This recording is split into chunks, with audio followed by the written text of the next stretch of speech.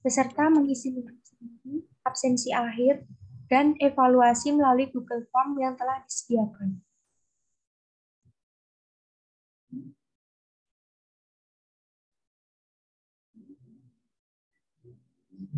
Acara ini dipersembahkan oleh Himpunan Mahasiswa Program Studi Diplomatika Teknologi Laboratorium Medis Politeknik Kesehatan Kementerian Kesehatan Yogyakarta.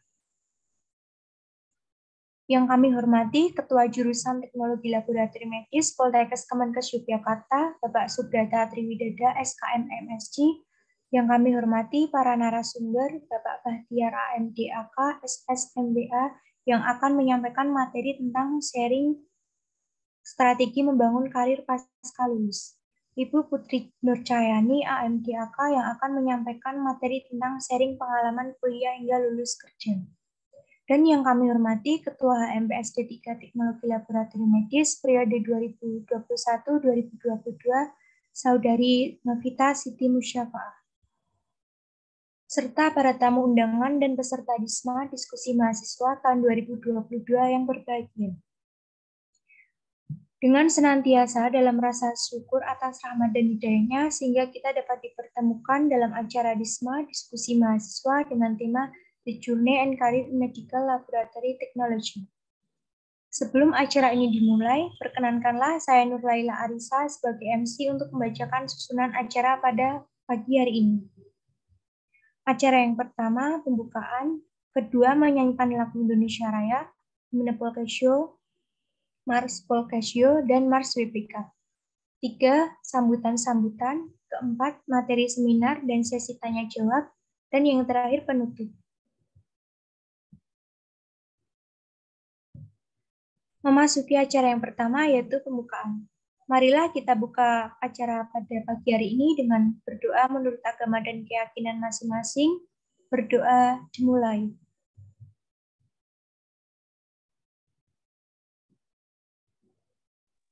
Berdoa selesai.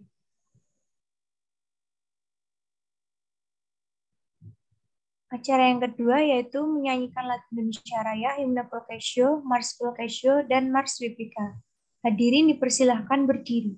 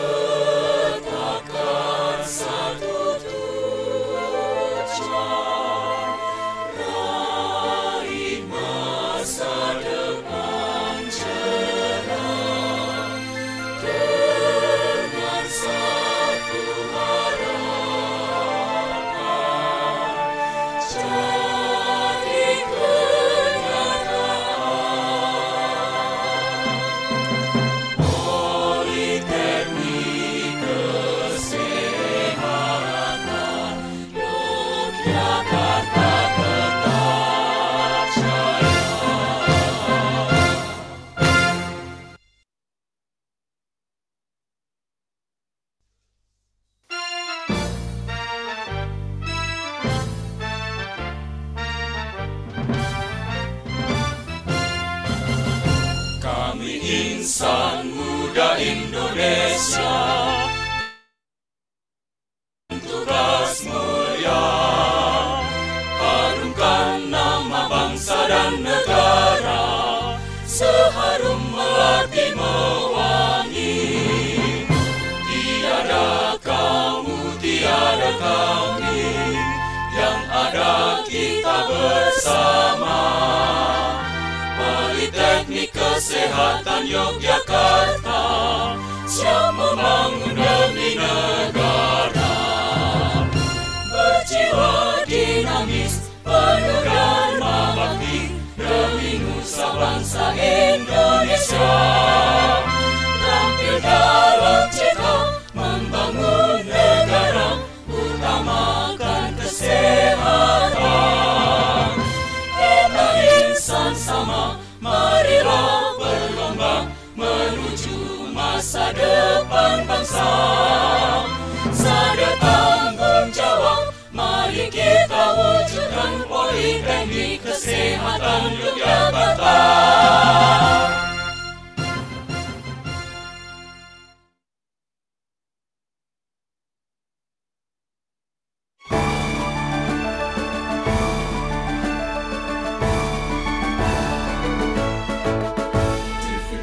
Poltekkes Yogyakarta, wujudkan zona integritas, junjung tinggi citra lembaga prima, junjung tinggi citra Polkesyo tercinta, kembangkan potensi berbudaya, berlandas ideologi Pancasila, birokrasi yang bersih dan transparan, siap melayani untuk semua.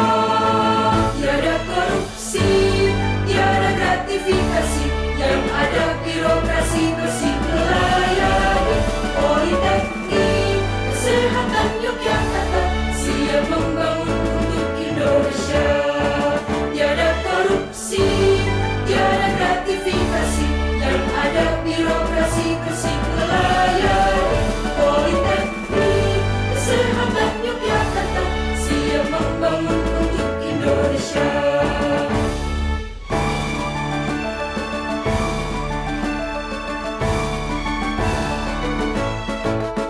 Civitas Poltekkes Yogyakarta, wujudkan zona integritas, junjung tinggi citra lembaga prima, junjung tinggi citra Polkesyo tercinta, kembangkan potensi berbudaya, berlandas ideologi Pancasila, birokrasi yang bersih dan transparan, siap melayani untuk semua.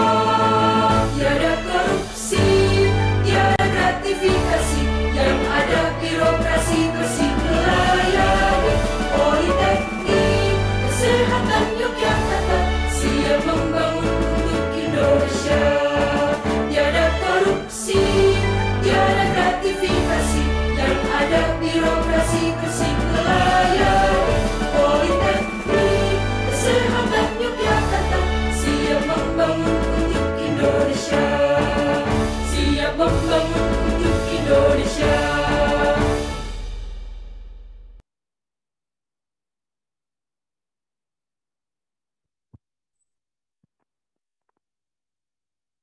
Hadirin dipersilahkan duduk kembali. Selanjutnya, laporan dari Ketua Panitia kepada Saudari Vina Nur Aisyah dipersilahkan. Terima kasih kepada MC yang telah memberikan waktu dan tempat bagi saya. Bismillahirrahmanirrahim. Assalamualaikum warahmatullahi wabarakatuh. Selamat pagi dan salam sejahtera bagi kita semua. Yang terhormat Ketua Jurusan Teknologi Laboratorium Medis Poltekkes Kemenkes Yogyakarta Bapak Subrata Triwidada SKM MSc. Yang kami hormati para narasumber dan seluruh tamu undangan dan peserta diskusi mahasiswa dan alumni jurusan Teknologi Laboratorium Medis tahun 2022. Pertama-tama kami ucapkan selamat datang di acara diskusi mahasiswa dan alumni jurusan Teknologi Laboratorium Medis tahun 2022. Kami mengucapkan terima kasih atas antusiasme dan dukungan Bapak Ibu Saudara sekalian. sehingga acara diskusi mahasiswa dan alumni jurusan Teknologi Laboratorium Medis tahun 2022 ini dapat terselenggara pada hari ini. Diskusi mahasiswa dan alumni jurusan Teknologi Laboratorium Medis merupakan kegiatan yang diselenggarakan oleh Himpunan Mahasiswa Program Studi Diploma 3 Teknologi Laboratorium Medis Poltekkes Jakarta, yang kali ini dilaksanakan secara daring. Diskusi mahasiswa dan alumni ini diselenggarakan dengan maksud untuk menambah dan memperdalam wawasan tentang persiapan dan kesiapan yang diperlukan pada saat berkarir nantinya. Diskusi mahasiswa dan alumni jurusan Teknologi Laboratorium Medis dilaksanakan pada tanggal 19 Juni 2022 ini dengan tema The Journey and Career in Medical Laboratory Technology. Topik-topik yang akan disampaikan oleh para pemateri dibagi ke dalam 2 subtema, yaitu sharing strategi membangun karir pasca lulus oleh Bapak Bahtiar Rifai AMD AK SS MPA, dan sharing pengalaman kuliah hingga lulus kerja oleh Ibu Putri Nur Cahyani AMD AK. Jumlah total peserta terdaftar pada webinar tahun ini mencapai 150 peserta. Kami selaku panitia mengucapkan terima kasih kepada seluruh pihak yang telah mendukung dan membantu terselenggaranya acara diskusi mahasiswa dan alumni jurusan Teknologi Laboratorium Medis tahun 2022. Kami juga mohon maaf bila sekiranya terdapat kekurangan di dalam penyelenggara seminar ini.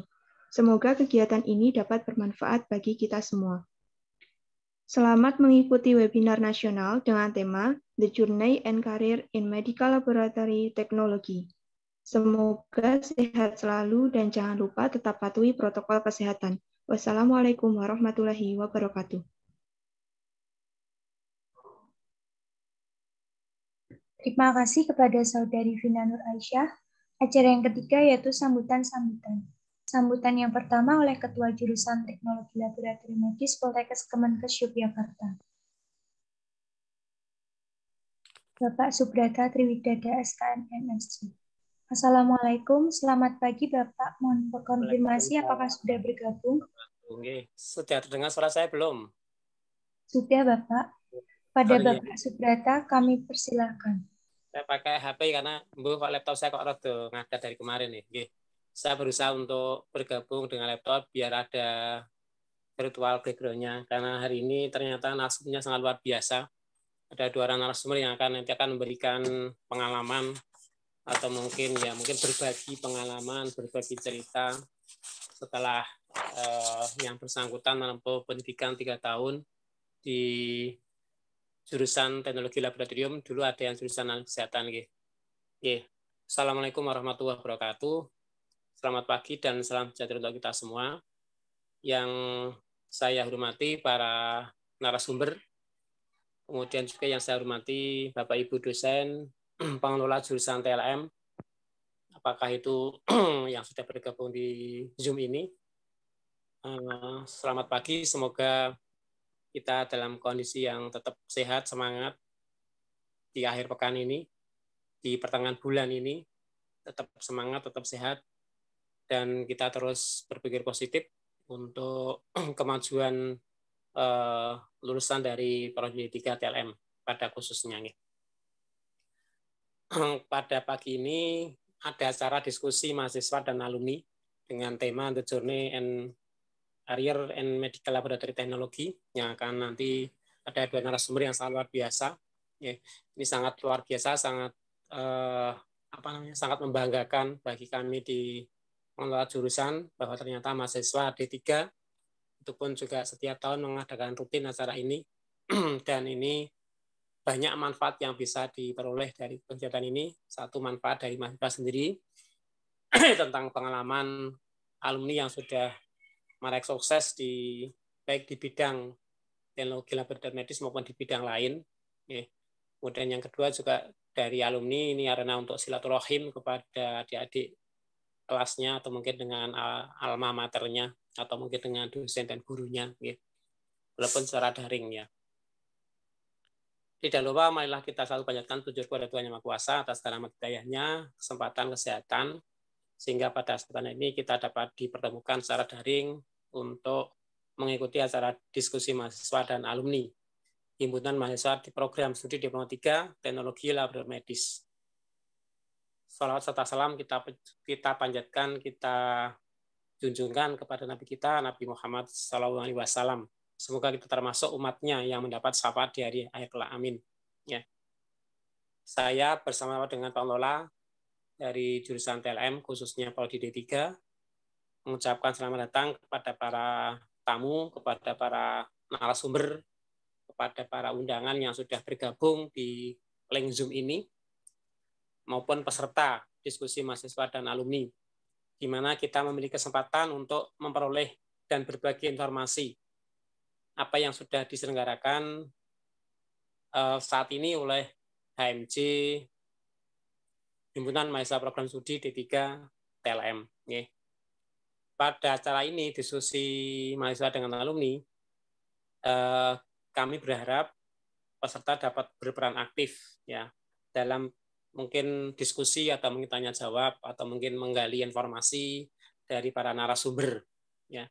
Dan mungkin narasumber pun akan siap berbagi cerita, berbagi pengalaman, berbagi mungkin suka dukanya selama kuliah maupun selama mungkin mendapatkan pekerjaan dan sebagainya. Dan saya yakin para narasumber pun tidak akan berhenti atau berpuas diri dengan pendidikan D3.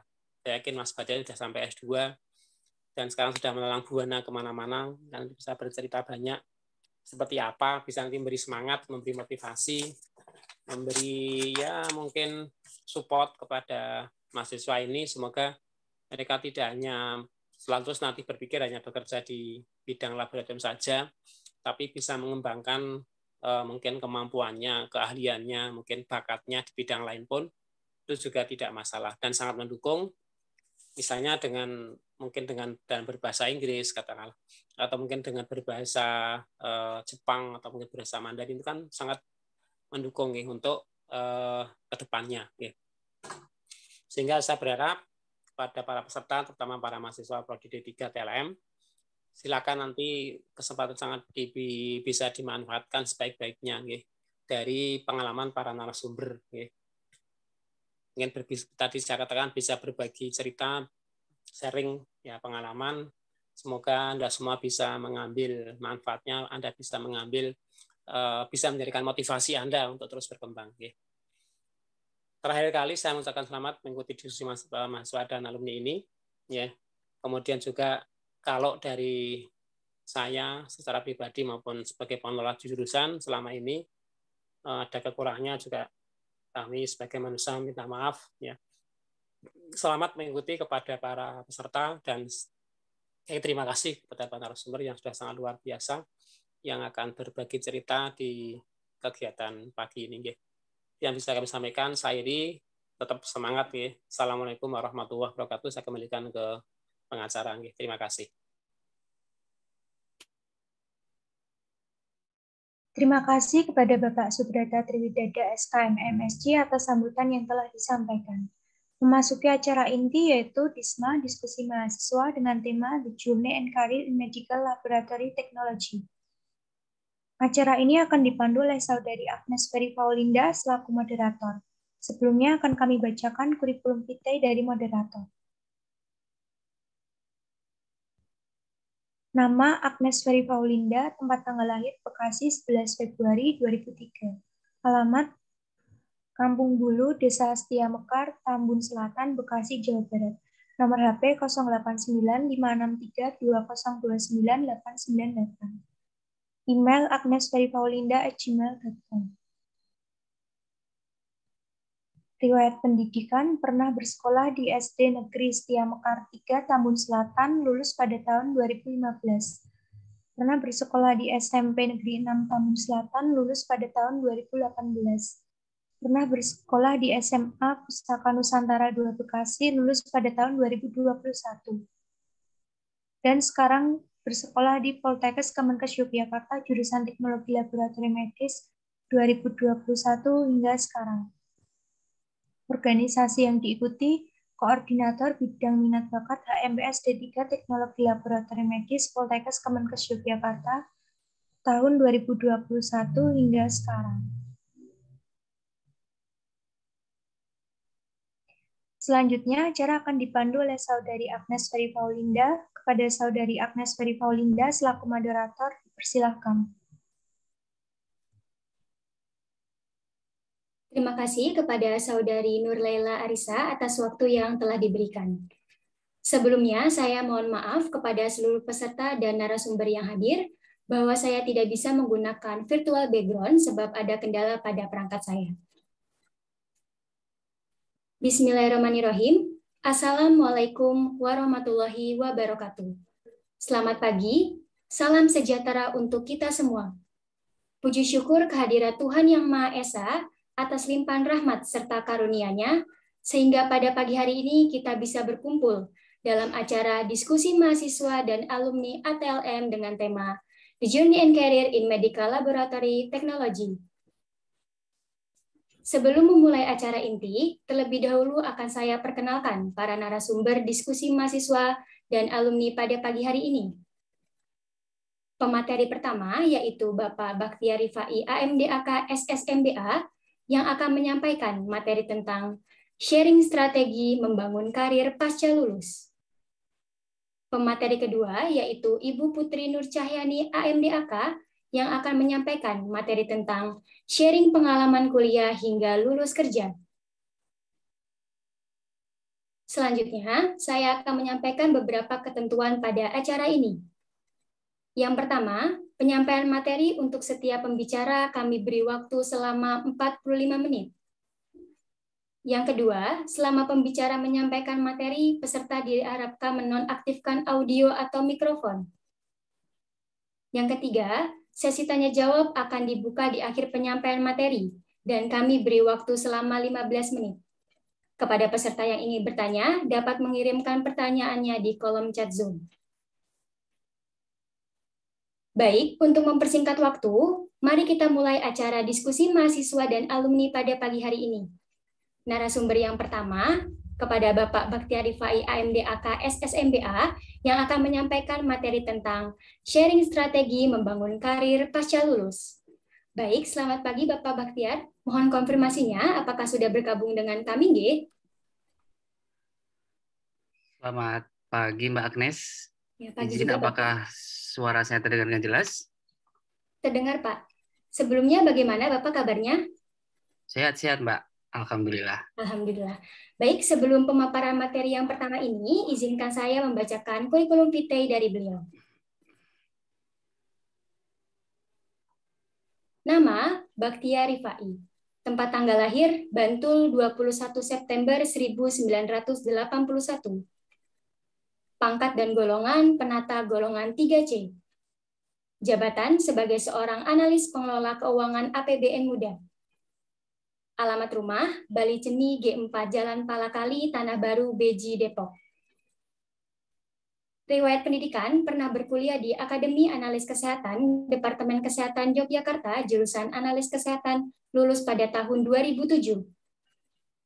Pernah berkuliah di Sekolah Tinggi Bahasa Asing, STB Alia Yogyakarta, jurusan Sastra Inggris, lulus pada tahun 2007. Pernah berkuliah di University of Birmingham, United Kingdom Master of Business Administration, lulus pada tahun 2017. Riwayat pelatihan, pernah mengikuti Diklat Pembekalan Teknis dan Substansi Penanaman Modal oleh BKPM pada tahun 2009. Pernah mengikuti Diklat Pelayanan Terpadu Satu Pintu PTSP di bidang penanaman modal tingkat dasar tingkat pertama, Diklat PPBJ BKPM pada tahun 2018. Riwayat jabatan, pernah bekerja sebagai tenaga kesehatan mulai dari tahun 2009 hingga tahun 2016. Pernah bekerja sebagai pengelola gaji mulai dari tahun 2016 hingga tahun 2018.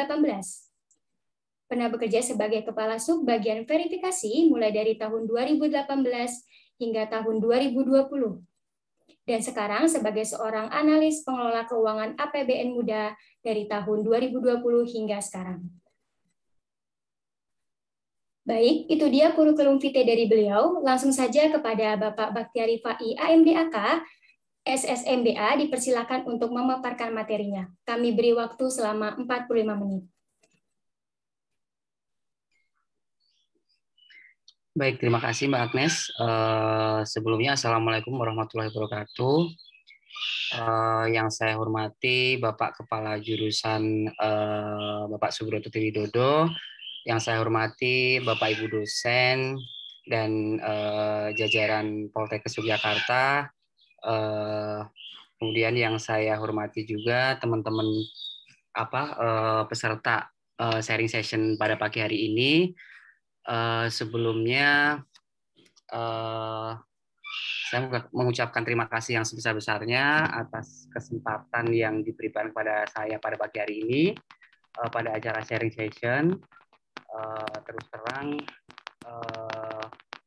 ketika dibully sama Mbak Artita ya, saya agak kaget juga nih karena sudah lama nggak berhubungan dengan teman-teman dari Poltekkes. Nah kebetulan waktu itu juga agak ragu-ragu bersedia atau enggak, karena di satu sisi merasa belum belum pantas gitu menjadi salah satu pemateri di sharing session kali ini, tapi di satu sisi juga karena tadi seperti Pak Broto sampaikan bahwa sharing session ini bisa menjadikan sarana silaturahmi dengan teman-teman di Poltekkes Yogyakarta, yang jujur saja mungkin untuk saya pribadi ikatan batinnya itu sungguh begitu kuat, karena mungkin dari SMA ya, mungkin tadi saya seperti Mbak Agnes sampaikan bahwa dari tahun 96 saya sudah masuk ke sekolah menengah atas kesehatan. Jadi jujur saja bonding atau ikatan batin saya dengan dengan analis kesehatan itu sungguh sangat kuat. Acara sharing session pada pagi hari ini salah satunya adalah itu. Kemudian mungkin kita agak santai saja kali ya ngobrol-ngobrolnya, ya nggak usah secara formal ya. Mungkin nanti apa yang disampaikan saya mungkin ada yang ditanyakan atau mungkin ada yang perlu ditanggapi, silakan saja. Jadi mungkin kita ngobrol santai saja. Mohon izin panitia, apakah saya bisa diberi akses untuk share screen? Oh, udah ya.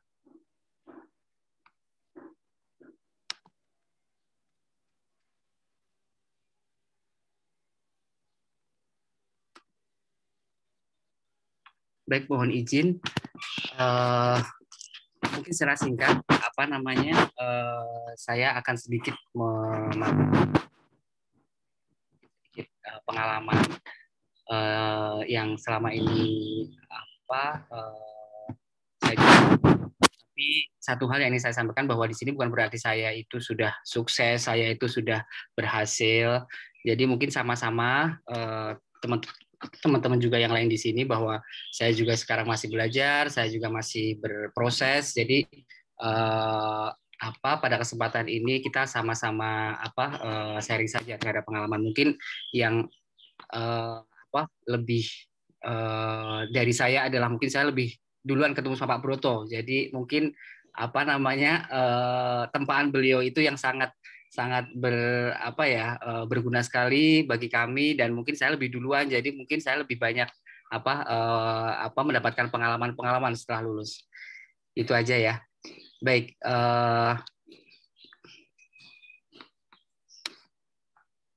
izin tadi seperti yang saya disampaikan sama Mbak Agnes bahwa saya dan jurusan analis kesehatan dulu namanya jurusan analis kesehatan ya, kalau nggak salah sekarang sudah berganti dengan jurusan teknologi laboratorium medis. Itu ikatan batinnya sungguh begitu kuat, dan mimpi-mimpi saya berawal dari situ. Jadi dapat kami sampaikan bahwa pada tahun 1996 saya masuk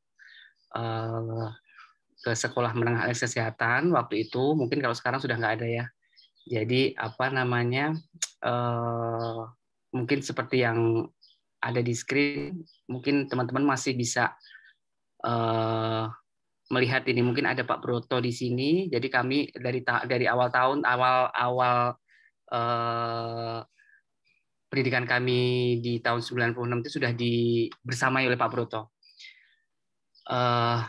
Saya lulus tahun 99 dan kemudian setelah lulus saya mencoba peruntungan untuk langsung bekerja. Waktu itu saya pernah bekerja di salah satu klinik di Cikampek selama setahun, kemudian saya balik ke Jogja,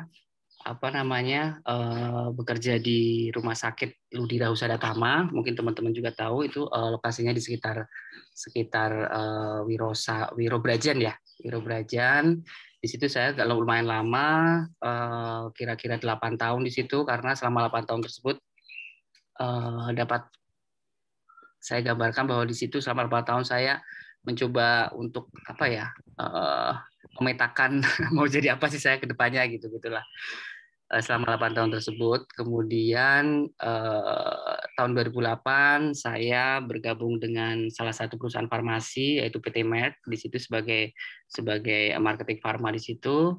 Kemudian di tahun 2009 akhirnya saya memutuskan untuk bergabung menjadi ASN di Kementerian Investasi BKPM. Baik, mungkin sekali lagi saya sampaikan bahwa di sini kami juga masih proses belajar, jadi mungkin nanti bukan berarti sekali lagi kami bahwa saya juga belum sukses, saya juga masih berproses untuk menjadi orang yang lebih baik. Jadi mungkin bukan berarti saya lebih bagus dari teman-teman sekalian. Baik, mungkin sedikit saja terkait karena mungkin ini kemarin Mbak Arsita menyampaikan bahwa topik yang harus kami sampaikan adalah terkait strategi ya. Mungkin sedikit yang bisa kami sampaikan di sini bahwa apa yang harus kalian perhatikan setelah lulus ataupun sekarang yang masih dalam proses kuliah. Yang pertama mungkin teman-teman bisa merumuskan mimpi-mimpi besar teman-teman itu seperti apa. Kemudian dari mimpi besar tersebut bisa menguraikan menjadi target-target yang mungkin disesuaikan dengan kapabilitas teman-teman. Kemudian secara paralel juga melakukan pengembangan diri, belajar sana sini, dan juga mungkin meningkatkan rasa ingin tahu gitu. Jadi mungkin saya kira tidak ada salahnya kalau kita belajar dari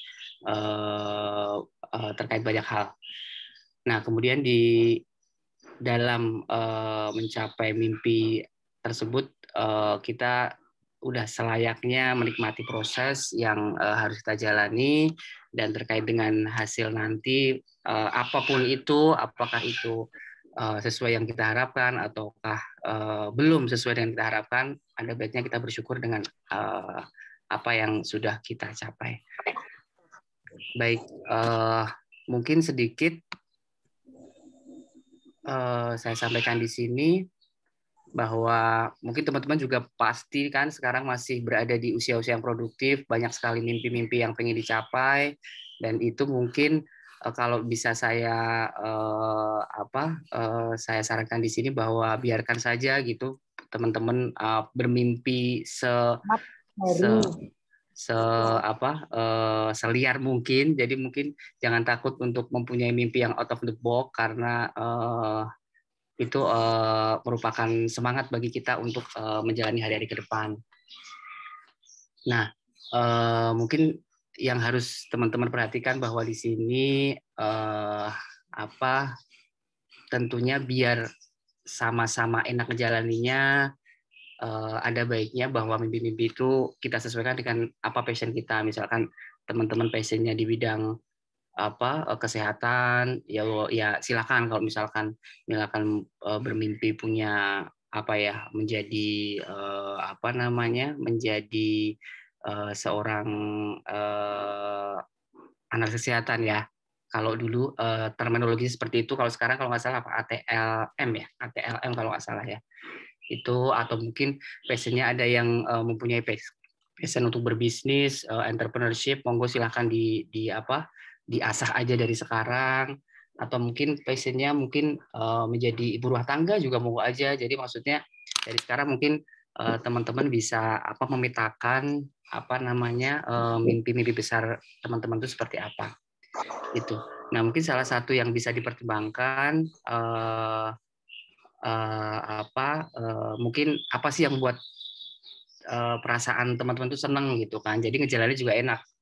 Dan juga juga yang tidak kalah penting itu pertimbangkan juga potensi atau kemampuan dari teman-teman sekalian. Itu. Nah, kemudian terkait dengan target dari mimpi tersebut, mungkin saya bisa menyarankan bahwa teman-teman sedikit spesifikan dari jadi nggak usah terlalu general, karena kalau misalkan sebagai contoh misalkan pengen jadi orang sukses itu kan mungkin terlalu general ya, jadi mungkin lebih spesifik aja, mungkin teman-teman pengen menjadi dosen atau pengen menjadi seorang profesional di bidang laboratorium kesehatan gitu kan. Jadi mungkin lebih spesifik aja targetnya. Nah, dari target tersebut nanti teman-teman bisa menentukan skala prioritas, karena kan sebagai tadi kami sampaikan bahwa saat ini teman-teman berada di usia produktif, pasti mimpi-mimpinya banyak sekali, pengen menjadi A, pengen menjadi B, pengen mendapatkan A, pengen mendapatkan B. Jadi mungkin dibuat aja skala prioritasnya, mana yang diinginkan, sehingga akan lebih mudah menentukan mana yang harus didahulukan. Kemudian selain itu juga ada baiknya menentukan batasan waktu. Jadi mungkin kita buat suatu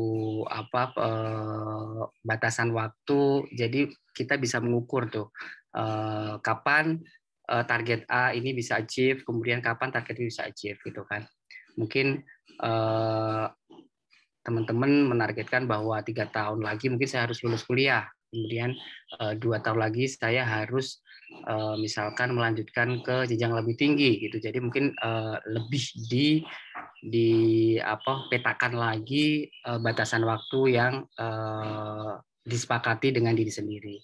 Kemudian silakan kalau misalkan terhadap batasan waktu itu misalkan ada kendala, jadi teman-teman bisa menyesuaikan dan melakukan langkah antisipatif untuk mengkompensasi atas keterlambatan tersebut. Dan juga reward and punishment tuh. Jadi kalau misalkan teman-teman sudah melampaui target yang sudah ditentukan, boleh sekali-sekali melakukan reward untuk diri sendiri. Misalkan ketika sudah lulus kuliah, boleh kalau misalkan itu silahkan saja. Kalau misalkan melakukan suatu hal yang membuat kita itu merasakan menselebrasikan gitu apa yang sudah kita capai. Nah, mungkin sedikit sharing aja bahwa dulu kalau sewaktu saya masih muda dulu itu saya suka menempelkan target-target yang ada dalam hidup saya ke tempat-tempat yang mungkin sering saya lihat. Mungkin kalau misalnya dulu di kamar tuh saya sering menempel target-target apa yang harus saya achieve dengan batas waktunya. Jadi mungkin dengan kita selalu ingat di pagi hari kita bangun tidur selalu ingat, kemudian mau tidur juga ingat, gitu itu mungkin akan memotivasi kita untuk mengejar target-target tersebut. Dan juga yang tidak kalah pentingnya bahwa orang-orang terdekat kita itu sangat berpengaruh terhadap apa yang sudah kita targetkan. Jadi mungkin bergaul dengan orang yang mendukung mimpi kita itu akan lebih membuat kita semakin konsisten untuk mencapai target. Nah, yang tak kalah pentingnya mungkin sekaligus reminder juga buat saya bahwa kita setiap saat itu harus melakukan pengembangan diri. Ini kata Albert Einstein itu ada quotation yang menyebutkan bahwa life is like riding a bicycle. To keep your balance, you must keep moving. Jadi kita itu emang harus itu ya, harus belajar dan terus belajar. Nah, mungkin teman-teman sekarang kan mungkin banyak yang masih kuliah ya, mungkin masih kuliah, tumbuhkan rasa ingin tahu yang tinggi tuh. Jadi mungkin teman-teman pasti banyak belajar tuh, banyak hal yang bisa dipelajari sama teman-teman. Apa yang sudah disampaikan ke Bapak Ibu dosen, udah kita fokus aja belajar di situ. Kita semaksimal mungkin mengabsorb apa yang bisa kita pelajarin, apa yang kita bisa dapatkan dari Bapak Ibu dosen, dan itu pasti akan sangat berguna untuk masa depan kita. Kemudian yang tak kalah pentingnya adalah ikuti perkembangan terbaru, seperti yang tadi saya lihat di slide pendahuluan ya, terkait a brief description about kampus Poltekkes itu kan dia juga menyatakan bahwa untuk teknologi laboratorium medis itu terus berkembang. Jadi mungkin saya masih ingat waktu itu saya tahun 1997-1998 itu Pak Broto masih mengajarkan ke kami pemeriksaan HB dengan menggunakan metode Sahli itu waktu itu. Saya masih ingat betul ketika kita harus menyamakan, waktu itu masih manual banget tuh, masih menggunakan warna kalau nggak salah itu antara jadi kita masih manual banget lah. Jadi pokoknya intinya dunia laboratorium medis sangat dinamis. Jadi mungkin apa yang saya pelajari dulu waktu sekolah sekarang pasti udah nggak aplikasikan lagi di dunia kerja. Jadi mungkin teman-teman kalau bisa saya menyarankan ikuti perkembangan terbaru, baik itu yang berkaitan dengan core bisnis kita, yaitu maksudnya di laboratorium medis, atau mungkin juga yang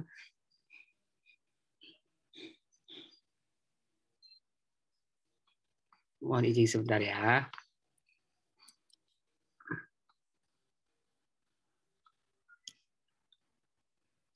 Mohon izin sebentar.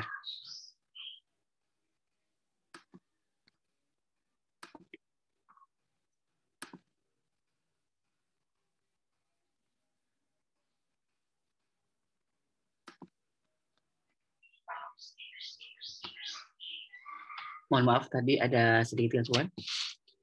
Mbak Agnes, izin suara saya terdengar?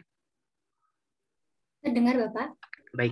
Baik, mohon maaf tadi ada sedikit gangguan teknis. Tadi sudah saya sampaikan bahwa pengembangan diri itu mungkin sangat penting ya. Jadi dulu waktu saya sekolah itu masih belajar dengan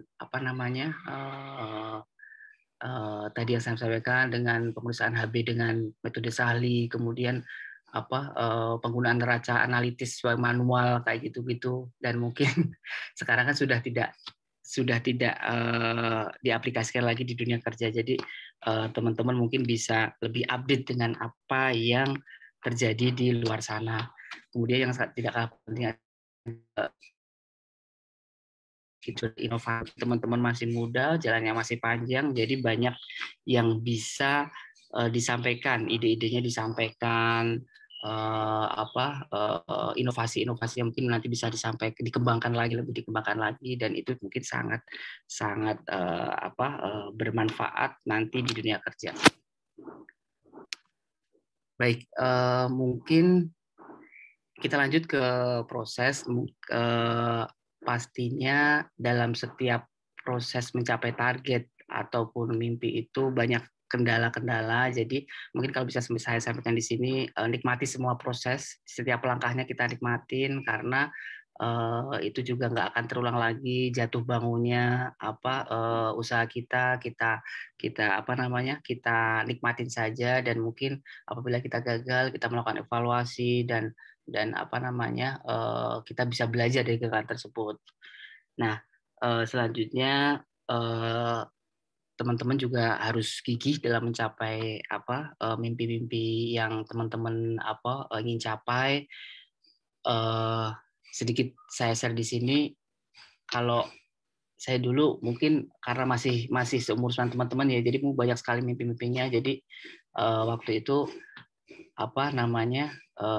kebetulan saya masih bekerja di rumah sakit waktu itu. Jadi karena di rumah sakit kan shiftnya 3 kali ya, jadi saya kebetulan waktu itu mendapatkan lebih memilih shift malam gitu kan, dan siangnya saya bisa melanjutkan pendidikan saya. Waktu itu saya melanjutkan di program khusus, waktu itu bergabung dengan institusi yang sama, yaitu Poltekkes Jakarta, mengambil program khusus. Dan juga selain itu saya juga belajar bahasa waktu itu. Jadi mungkin waktu itu habis di situ. Dan ya emang kita harus benar-benar banyak yang dikorbankan gitu. Jadi kegigihan dan pengorbanan itu sangat penting untuk kita mencapai mimpi-mimpi yang kita dapati. Nah, yang tak kalah pentingnya, ada baiknya apa yang sudah proses-proses yang kita jalani itu kita abadikan. Jadi mungkin seperti saat ini itu mungkin kita bisa membagi apa yang dulu sudah kita lakukan ke orang lain, kita ceritakan ke orang lain, dan itu mungkin bisa menjadi pembelajaran atau inspirasi bagi orang lain. Itu mungkin yang terkait dengan proses. Nah, kemudian setelah nanti pada endingnya, apabila kita sudah sampai kepada suatu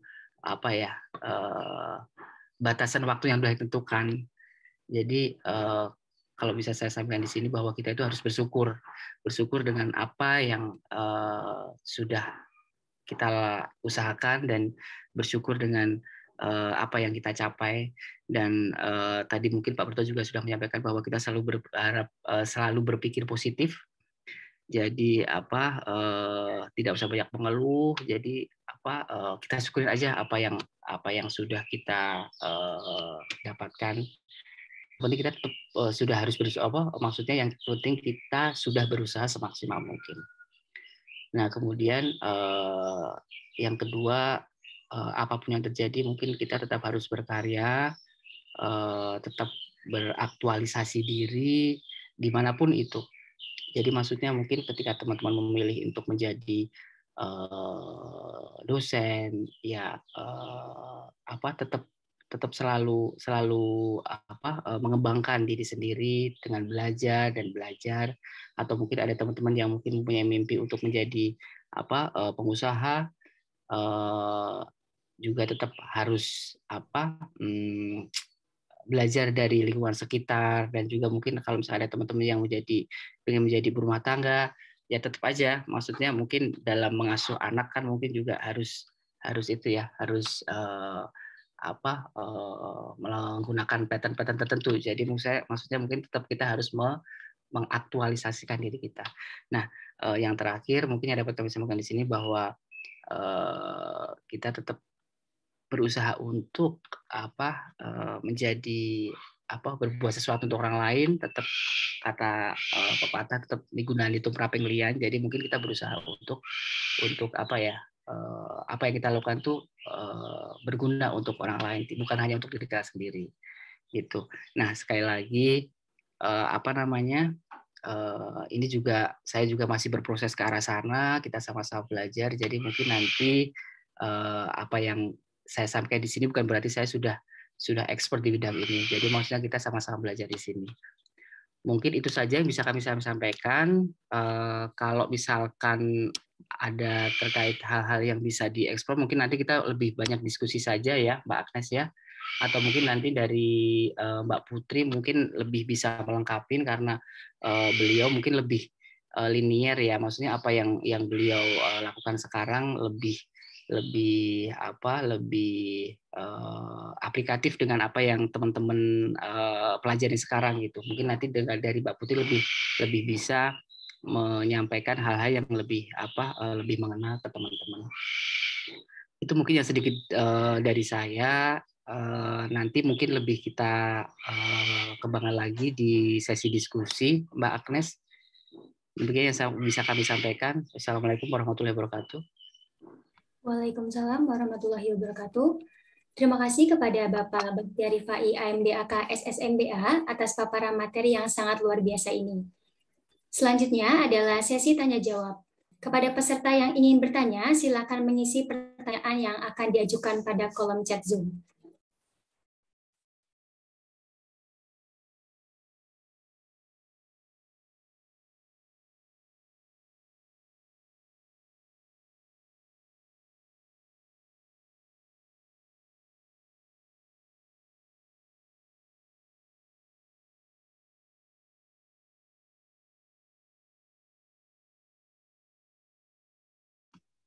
Ya, mohon izin.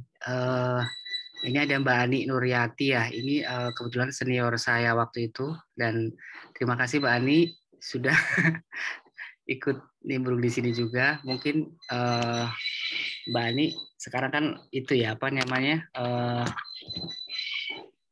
aktif di organisasi profesi ya. Mungkin saya melihat beberapa postingan di media sosial. Mungkin bisa sharing juga Mbak Ani nanti kalau misalkan ada hal yang bisa disampaikan di sini, mungkin berguna buat adik-adik kita yang di sini, Mbak Ani. Jadi mungkin kita itu aja ya, santai aja ya, maksudnya nggak usah formal-formal di sini. Jadi mungkin kita ngobrol-ngobrol santai aja, dan tentunya nanti meskipun ngobrol santai juga ada sesuatu yang bisa kita bisa kita pelajarin gitu. Titipan dompet tapi itu siapa gue?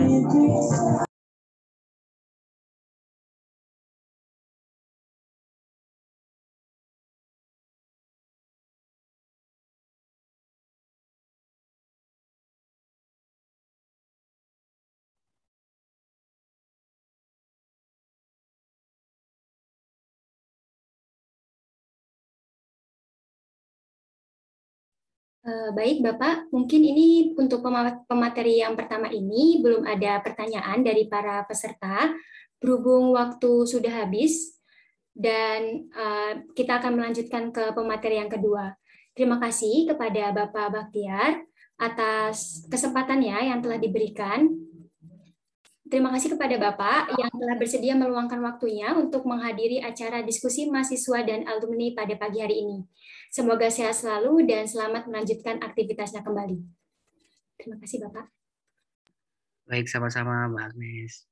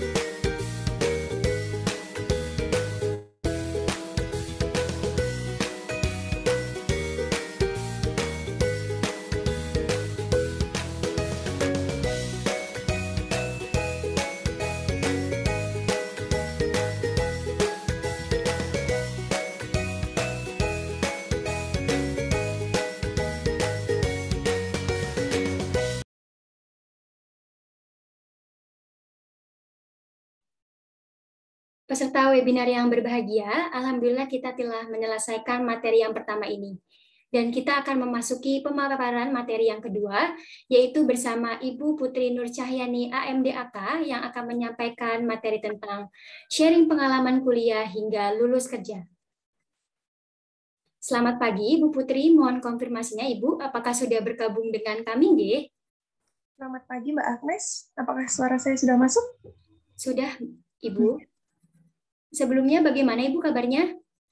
Alhamdulillah, baik. Baik, sebelum pemaparan materi yang kedua ini, izinkan saya untuk membacakan kurikulum vitae dari beliau. Nama, Putri Nur Cahyani AMDAK. Tempat tanggal lahir, Sleman 26 Juli 1999.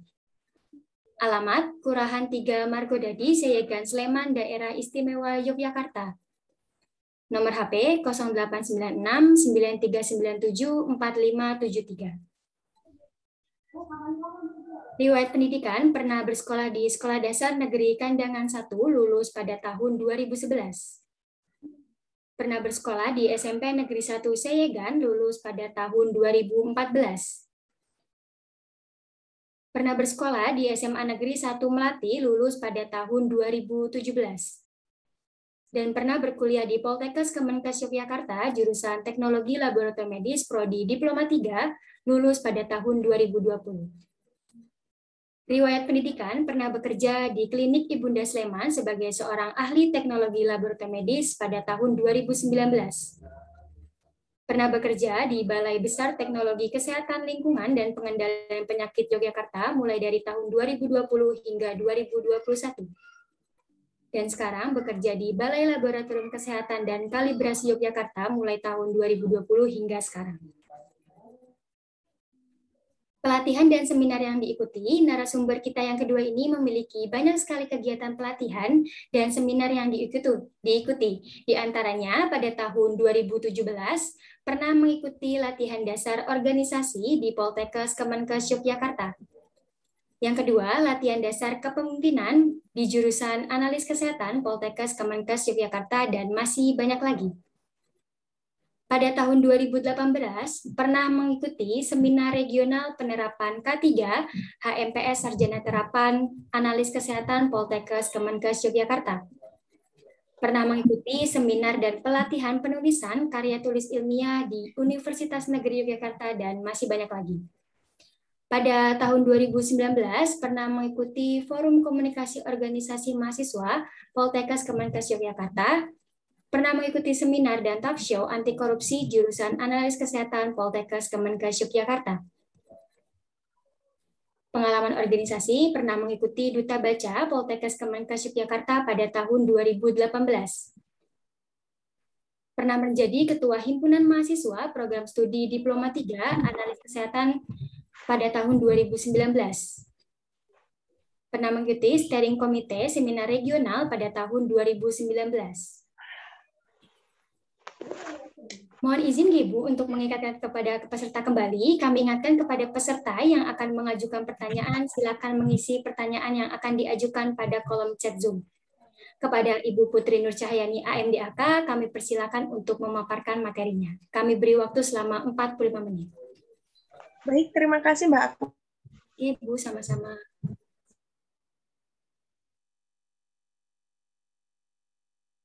Ini saya merasa sangat kurang pantas ya menjadi pembicara pada pagi hari ini karena saya juga baru lulus 2 tahun ini.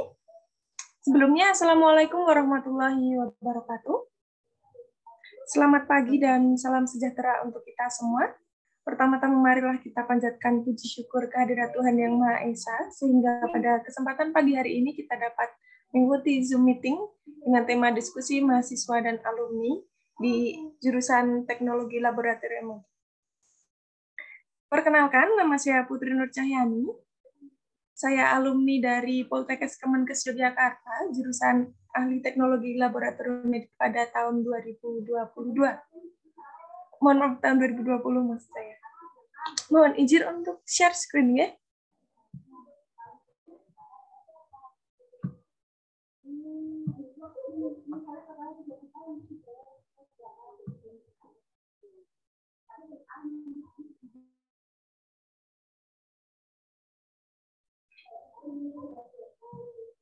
Apakah sudah muncul? Belum Ibu, belum muncul. Ya, sudah muncul Ibu. Sudah ya. Ini saya beri judul My Journey and Your Journey karena saya adalah alumni dari Poltekkes Kemenkes Yogyakarta dan teman-teman juga sekarang sedang menjalani pendidikan di Poltekkes Kemenkes Yogyakarta jurusan ATLM ya. Kemudian tadi sudah diperkenalkan oleh moderator nama saya 6 Juli tahun 1999. Saya tinggal di Kurahan, Margota di Seyegan, Sleman. Kemudian riwayat pendidikan saya juga tadi sudah dijelaskan oleh moderator ya. Langsung saja pada tema pagi hari ini, saya akan sharing aja ya tentang bagaimana perkuliahan dan awal meniti karir sebagai seorang ATLM. Pasti teman-teman mahasiswa tidak asing lagi dengan istilah kupu-kupu dan kura-kura. Pasti sudah sering sekali dari teman-teman kelas maupun pengurus organisasi menyebutkan dua istilah ini. Dari teman-teman kira-kira ada yang jadi kupu-kupu atau kura-kura? Kita tahu kupu-kupu itu mahasiswa yang kuliah pulang, kemudian kura-kura itu adalah mahasiswa yang kuliah rapat, dan hidupnya itu terlihat sangat sibuk sekali ya. Untuk menjelaskan ini, sebenarnya masing-masing dari mahasiswa itu punya pilihan sendiri, punya apa ya istilahnya, keyakinan sendiri. Apakah saya cuma mau kuliah pulang, fokus pada perkuliahan, atau kuliah rapat untuk kita bisa mengembangkan public speaking maupun kita bisa menjadikan banyak orang sebagai relasi kita untuk ke depannya. Ada kekurangan dan kelebihan dari masing-masing tipe mahasiswa ini. Menurut pengalaman saya sewaktu kuliah selama 3 tahun, untuk mahasiswa yang kupu-kupu, kita sebut kupu-kupu dan kura-kura aja ya teman-teman, itu setiap kuliah pasti langsung pulang. Pasti mereka punya prioritas tersendiri untuk pendidikan mereka. Jadi mereka kuliah, kemudian pulang belajar, besok kuliah lagi, pulang belajar. Dan untuk mahasiswa yang kura-kura ini, setiap pulang kuliah nggak bisa langsung pulang. Pasti ada rapat, itu pun tidak sedikit dan tidak waktunya itu pasti lama ya. Menyita banyak waktu kita saat kuliah. Dan waktu jam perkuliahan pun kita pasti juga sering izin untuk meninggalkan kelas karena ada keperluan organisasi dan yang lainnya. Sebenarnya kita juga nggak bisa sih membandingkan yang lebih baik yang mana, kupu-kupu atau kura-kura, karena kita tahu kupu-kupu itu kelebihannya juga banyak. Kalau yang emang dia waktu kuliah ingin mengejar prestasi, kupu-kupu ini sangat bagus ya. Tapi untuk yang kura-kura ini lebih unggulnya di public speaking dan relasi ke depannya ya. Kemudian saya akan sharing aja tentang kegiatan saya di kampus. Dulu tahun 2018 pernah menjadi duta baca Poltekkes Kemenkes Yogyakarta, kemudian juga menjadi anggota MPS D3, kemudian banyak seminar dan acara bedah buku perpustakaan yang saya mengikuti kepanitiaan di dalamnya. Kemudian pada tahun 2019, saya diamanahi oleh teman-teman mahasiswa dan juga kepala jurusan menjadi ketua HMPS Prodi D3, kemudian menjadi steering komite seminar regional pada tahun 2019, kemudian ketua panitia kegiatan Baksos, duta kampus, serta menjadi peserta pengisi International Conference on Health and Science tahun 2019, serta menjadi panitia wisuda mahasiswa Poltekkes pada tahun tersebut.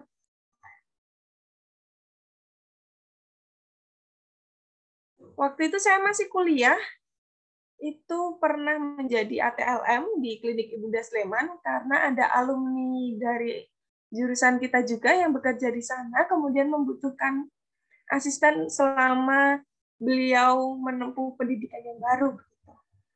Kemudian pada tahun 2020 sampai 2021, itu saya lulus tahun 2020, sebelum wisuda, ada rekrutmen besar-besaran dari Kementerian Kesehatan. Itu karena saya lulus waktu pas sekali ada virus corona masuk ke Indonesia. Itu Indonesia juga mengalami keadaan yang sangat chaos sehingga membutuhkan banyak tenaga kesehatan untuk menjadi relawan untuk kita semua menanggulangi virus corona pada tahun tersebut. Saya di sana sampai tahun 2021, pada bulan Desember kemarin, belum lama, relawan di Balai Besar Teknologi Kesehatan Lingkungan dan Pengendalian Penyakit Yogyakarta, biasa kita sebut BTKL ya, itu lokasinya ada di Jalan Imogiri Timur. Dari Terminal Giwangan itu kita ke selatan sedikit. Ya.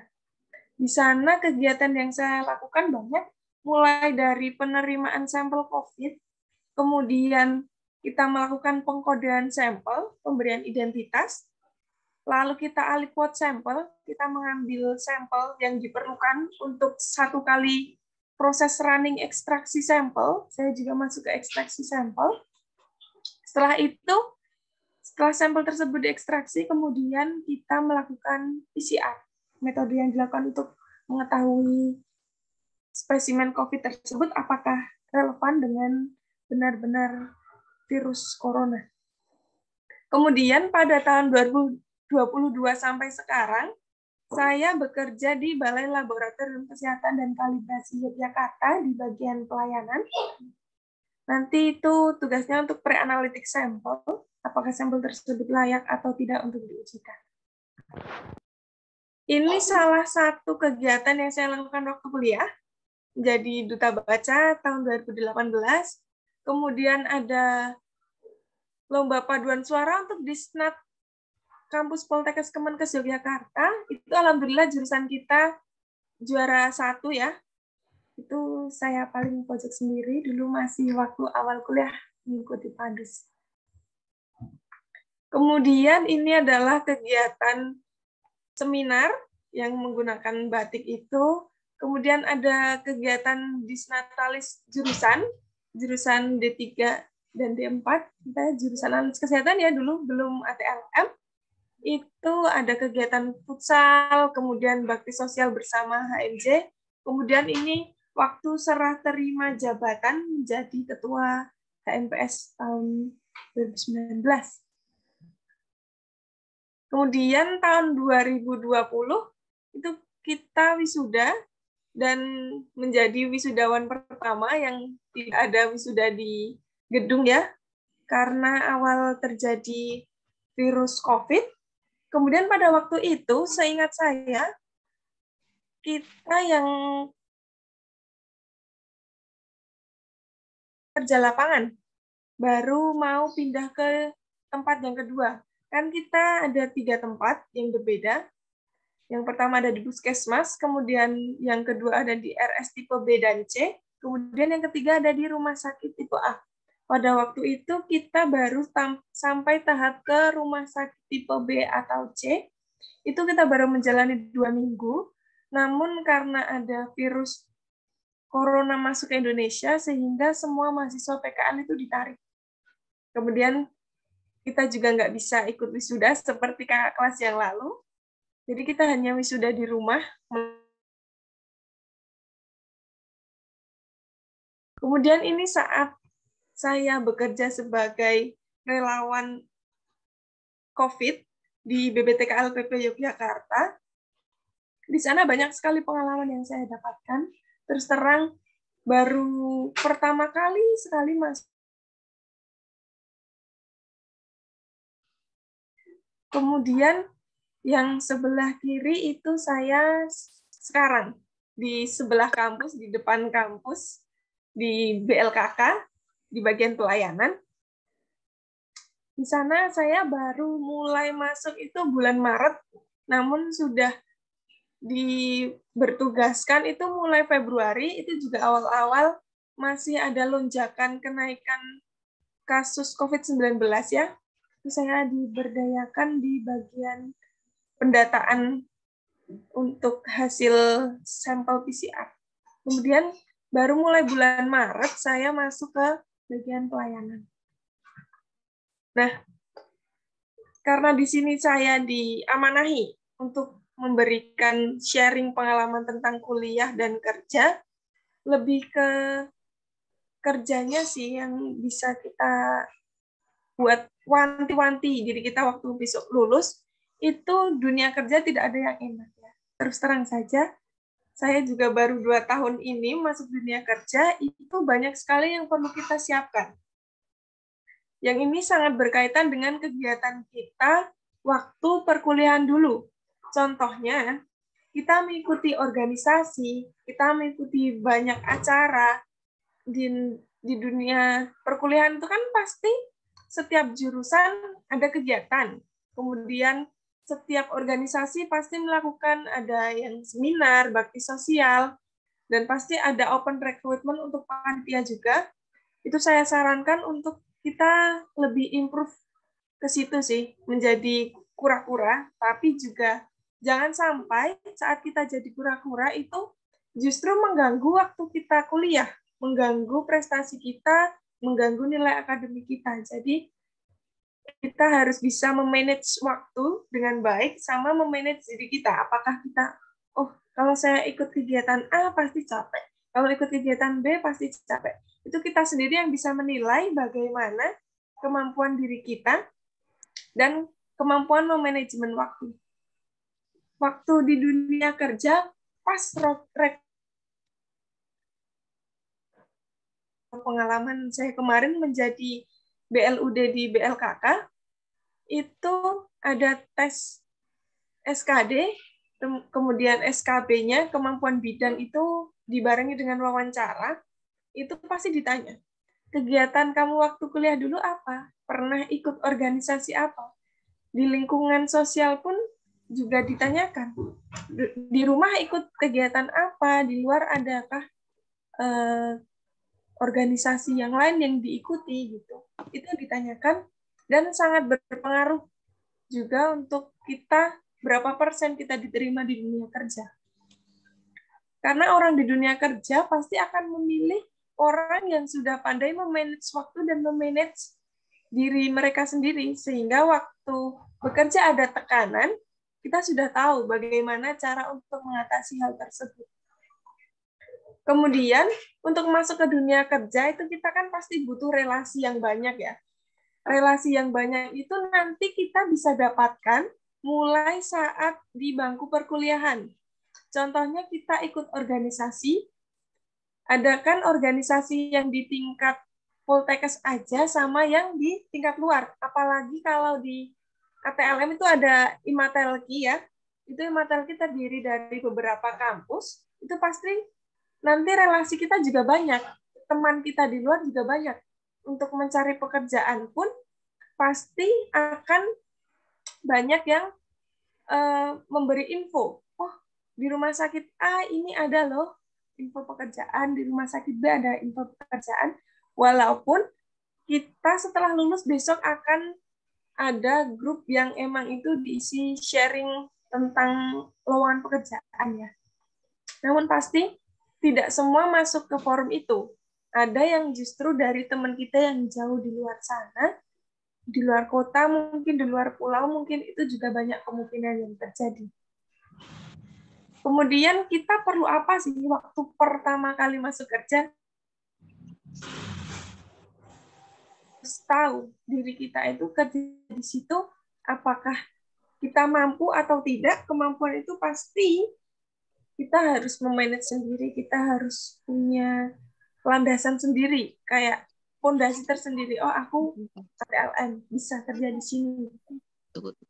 Kemudian, kita harus punya kepercayaan diri yang tinggi, lalu yang paling penting adalah mental kita ya. Mental di dunia kerja itu sangat dibutuhkan, karena di dunia kerja nggak semua orang suka sama kita kan, nggak semua orang menerima kita sebagai orang baru di tempat tersebut. Dan mental ini kita juga bisa dapatkan waktu kita berorganisasi dan kita mengikuti kegiatan yang ada di kampus, karena dengan banyaknya kegiatan yang kita lakukan di organisasi itu kita punya mental yang sudah kuat, sudah terbangun dari awal, kita udah punya fondasi untuk masuk ke dunia kerja.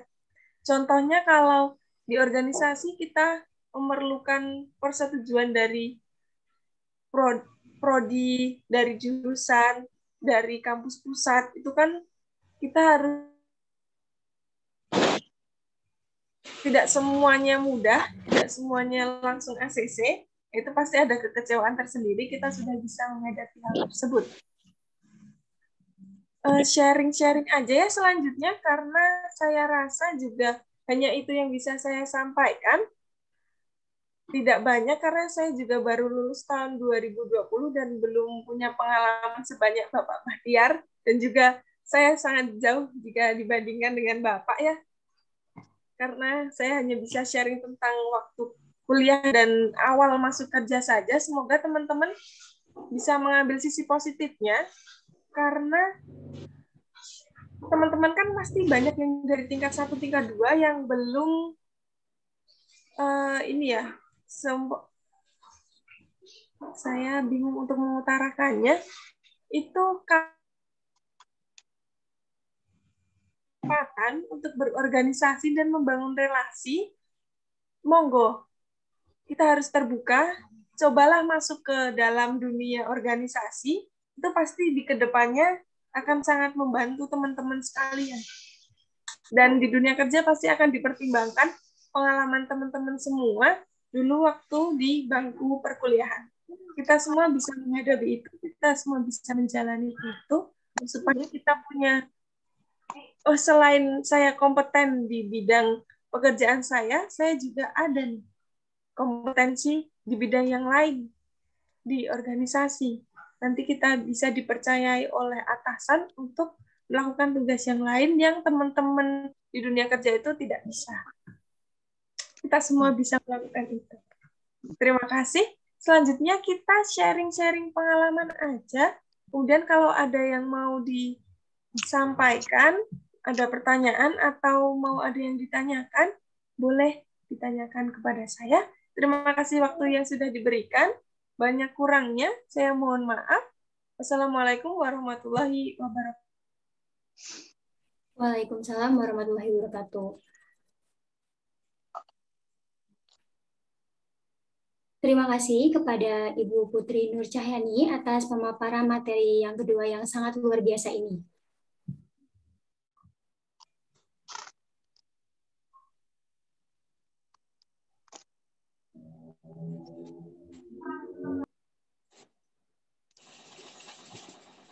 Selanjutnya adalah sesi tanya jawab. Kepada peserta yang ingin bertanya, silakan mengisi pertanyaan yang akan diajukan pada kolom chat Zoom. Sebelumnya, kepada Bapak Baktiar, apakah masih join di Zoom ini, nggih?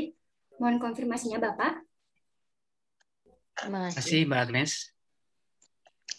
Baik, Bapak. Ini kebetulan ada salah satu mahasiswa dari Teknologi Laboratorium Medis, Poltekkes Kemenkes Jakarta yang bertanya kepada saya untuk ditanyakan kepada Bapak.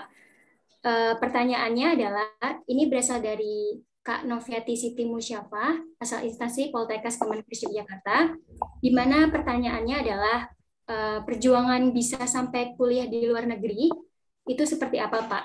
Dan terus peralihan dari laboratorium ke bidang lain kan nggak mudah. Mungkin bisa diceritakan cara memotivasi diri sendiri atau cara belajarnya itu seperti apa? Kepada Bapak Baktiar, dipersilakan untuk langsung menjawab. Apakah pertanyaan sudah jelas, nih, Pak? Baik, Pak Agnes. Terima kasih pertanyaannya, Mbak Novi ya. Jadi terkait dengan pertanyaan tadi, terkait dengan kesempatan saya yang saya dapatkan untuk melanjutkan studi ke luar negeri, mungkin banyak faktor ya Mbak ya, tapi kalau boleh saya sampaikan di sini itu semuanya berasal dari mimpi, itu berawal dari mimpi. Jadi dulu waktu saya masih SMA, saya masih awal-awal bekerja, maksudnya setelah lulus kuliah gitu, saya memang bermimpi punya pekerjaan, punya aktivitas yang memungkinkan untuk melihat tempat lain gitu, maksudnya gini.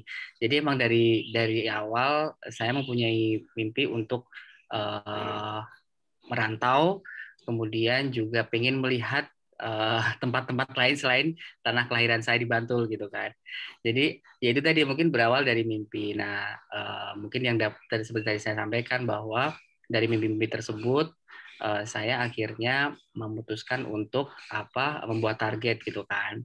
Jadi nanti mungkin sedikit saya sampaikan di sini bahwa setelah lulus kuliah saya bekerja dan sambil mengambil jurusan bahasa asing juga gitu kan. Jadi mungkin ini saya sampaikan ke teman-teman juga apabila punya keinginan, jadi mungkin nggak harus stuck di satu bidang aja gitu. Jadi mungkin bisa juga kita membuka wacana kita untuk mempelajari hal yang lain. Jadi terkait kesempatan saya kemarin, alhamdulillah setelah dengan bekal kemampuan bahasa asing saya, kemudian saya mencoba untuk meng-apply beasiswa. Dan tentu prosesnya juga nggak semulus yang kita bayangkan ya, jadi pasti banyak kendala. Jadi ketika saya meng-apply beasiswa juga banyaklah kendalanya. Jadi mungkin kalau bisa saya ceritakan di sini, untuk mendapatkan beasiswa kan juga percaya juga nggak mudah. Jadi mungkin waktu itu saya gambarkan persyaratan IELTS atau TOEFL-nya kan juga harus tinggi ya kalau untuk sekolah di luar negeri, itu kan juga butuh perjuangan. Jadi waktu itu juga saya juga tesnya berkali-kali, nggak sekali mendapatkan skor yang bagus. Jadi waktu itu saya juga tesnya berkali-kali dan biayanya juga nggak murah gitu kan.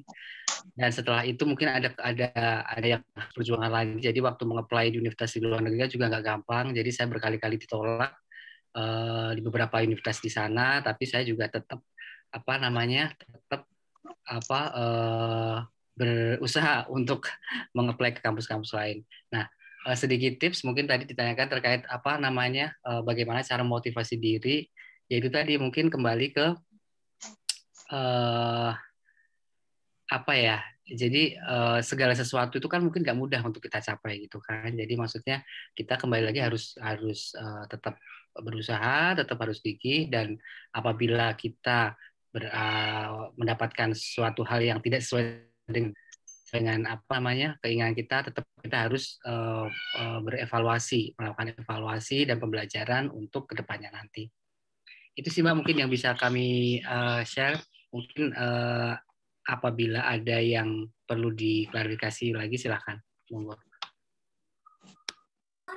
Baik Bapak, terima kasih kepada Bapak Baktiar atas jawabannya. Semoga bisa mewakili jawaban dari peserta yang menanyakan tadi. Baik, untuk selanjutnya ini ada pertanyaan oleh Ibu Putri Nur Cahyani AMDAK. Pertanyaannya adalah, ini berasal dari Kak Noviati Siti Musyafa, asal instansi Poltekkes Kemenkes Yogyakarta. Pertanyaannya, dalam sharing tadi disampaikan Mbak Putri pernah menjadi relawan COVID, kemudian beralih ke BLKK. Mungkin bisa diceritakan prosesnya dari menjadi relawan hingga ke BLKK dan kesan yang didapatkan bagaimana? Apakah pertanyaannya sudah jelas, Ibu? Sudah jelas, Mbak Agnes. Dipersilakan kepada Ibu Putri untuk menjawab. Ya, terima kasih. Saya menjadi relawan itu pada bulan Juli. Tanggal 1 Juli tepatnya tahun 2020, itu waktu COVID lagi naik-naiknya ya. Itu ada rekrutmen dari Kementerian Kesehatan. Kampus kita ada rekrutmen yang awal. Siapa saja yang berminat untuk memasuki menjadi relawan COVID pada waktu itu. Awalnya saya itu tidak disetujui oleh kedua orang tua saya karena COVID pas di pertengahan Juli itu efeknya juga sangat buruk sekali ya, banyak orang yang meninggal dan lain-lain, sehingga kedua orang tua saya juga tidak mengizinkan, apalagi bapak saya ya. Itu susah sekali saya izinnya. Itu yang menjadi saksi saya harus izin ke orang tua saya itu Ibu Diva, ibu dosen kita. Itu rekrutmen yang dilakukan, yang pertama dari kampus, kemudian ada yang dari kementerian itu nanti kita kemudian diambil beberapa orang yang dipercaya di relawan. Waktu itu kita semua masih tidak tahu ya mau ditempatkan di mana, karena itu rekrutmennya dari kementerian, banyak tempat yang membutuhkan relawan. Namun untuk Poltekkes Jogja itu diminta untuk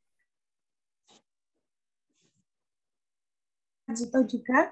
Kemudian saya ditempatkannya di BPTK LPP Yogyakarta. Itu Di sana waktu 1 Juli itu belum wisuda juga, tapi kita sudah masuk terjun ke pemeriksaan COVID-19, sehingga kita wisuda itu harus izin 1 hari untuk tidak masuk ke lab ya. Awal-awal masuk juga masih bingung, belum tahu, karena kan fresh graduate banget, dan kita PKL pun baru dapat 1 bulan 2 minggu itu sudah ditarik, sehingga pengalaman untuk melakukan uji itu kita juga masih minim ya. Itu sih, kita di situ sampai 1,5 tahun, terakhir Desember tahun 2021 kemarin. Awal itu kita kan dari Kemenkes ada pengumuman kita ada insentif dan yang lainnya. Namun pada kenyataannya itu kita bisa dapat insentif itu pun lama. Setelah proses yang sangat lama dan itu susah, kita harus banyak menembus dari Kementerian PPSDM juga, kemudian dari pihak kantor kita harus menemui direktur juga. Kemudian tidak seenak yang dibayangkan. Karena pekerjaan kita di sana 24 jam, kita harus siap. Ada hari raya pun, Idul Fitri, Idul Adha, Natal, kita juga dituntut untuk masuk. Namun hanya diberikan waktu kelonggaran untuk kita sholat Id, kemudian yang waktu Natal itu juga yang non-Islam, juga hanya diberikan waktu untuk pemberkatan aja di gereja itu. Kemudian pada tahun 2021 Desember itu kan untuk kasus COVID sudah turun. Itu kita semua relawan pada saat itu sudah tidak begitu banyak tugasnya ya, sudah sedikit sehingga kita semua memutuskan untuk mengkat kontrak di sana. Kita para relawan itu 21 orang yang di BPTK-LPP itu memilih untuk mencari pekerjaan di luar, mencari pengalaman baru karena dirasa tugas kita sebagai relawan itu sudah selesai, karena COVID sudah selesai pada waktu itu. Namun pada awal Idul Fitri kemarin, sampai sekarang ada isu kenaikan lagi. Kita juga tidak tahu dari ritme kasus COVID ini ya. Pada Februari itu ada, saya sudah mulai masuk ke BLKK, rekrutmen mulai Januari. Mulai Januari, jadi Desember saya selesai menjadi relawan, Januari di BLKK ada BLUD, itu saya mencoba ke sana, kemudian alhamdulillahnya keterima ya. Itu saya di sana Februari udah masuk, tapi belum ikut kontrak, jadi hanya di sana kita belajar dan menjadi bagian dari penanggulangan COVID juga. Kemudian Maret saya baru di pelayanan. Gitu aja sih. Baik, terima kasih Bu Putri atas jawaban dari pertanyaan yang peserta tanyakan tadi. Ini ada pertanyaan kedua dari Arsetia Putri, asal instansi Poltekkes Kemenkes Jakarta, jurusan Teknologi Laboratorium Medis, Prodi Diploma 3. Pertanyaannya adalah, apakah tipe mahasiswa yang kuliah pulang atau tidak memiliki pengalaman organisasi masih bisa memiliki potensi dalam dunia kerja? Terima kasih. Apakah pertanyaan sudah jelas, Ibu? Sudah jelas, Mbak Agnes. Baik, untuk menjawab. Ya, untuk Arsetia ini masih mahasiswa ya? Iya, Ibu, masih mahasiswa. Oh, ya. Kalau untuk mahasiswa kupu-kupu itu kan pasti dia punya keunggulan tersendiri, yaitu di bidang akademiknya. Itu juga sangat membantu waktu kita di dunia kerja, karena ada seleksi. Untuk CPNS pun kita juga ada seleksi juga, ada SKD, SKB, itu juga sangat diperlukan. Jadi, setiap model mahasiswa, model kupu-kupu dan kura-kura itu punya kelebihannya masing-masing. Namun, untuk pengalaman organisasi, ini kita di dunia kerja, pengalaman saya saja ya, sharing kemarin waktu rekrutmen di BLKK, itu waktu seleksi kompetensi dasar, seleksi kita di bidangnya kita, itu saya ada di ranking 2 waktu itu. di uji tulisnya. Ranking 2, kemudian waktu SKB dan wawancara, 2 tahap tersebut, itu poin saya lebih unggul dari yang ranking 1 waktu seleksi yang kompetensi dasar itu, uji tulis, itu saya lebih unggul. Jadi, alhamdulillahnya yang diterima di sana itu adalah saya. Sehingga menurut pengalaman saya, ada poin plus tersendiri bagi mahasiswa yang mempunyai pengalaman organisasi dan public speaking yang baik. Namun, untuk mahasiswa yang kupu-kupu, dengan prestasinya, itu juga kesempatan kerja juga sama, peluangnya. Cuma, ada satu nilai plus yang tidak dimiliki oleh mahasiswa yang kuliah pulang. Sudah jelas ya? Baik, terima kasih Bu Putri atas jawabannya. Ini ada pertanyaan yang ketiga, Ibu. Pertanyaannya ini dari Dian Agustina, asal instansi Poltekkes Kemenkes Yogyakarta, jurusan Teknologi Laboratorium Medis, Prodi D3.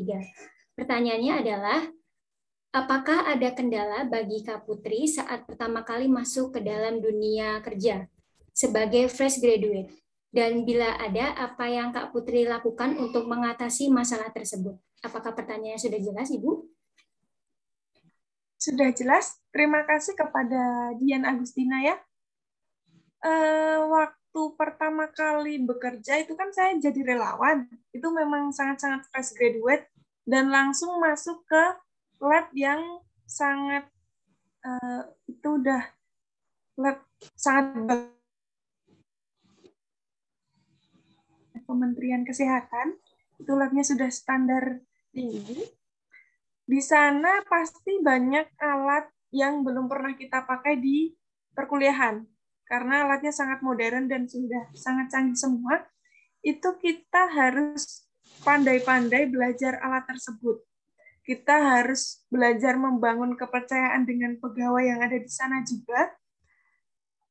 Sehingga yang saya lakukan saat ada kendala tersebut, itu lebih belajar lagi. Oh, saya pakai alat ini.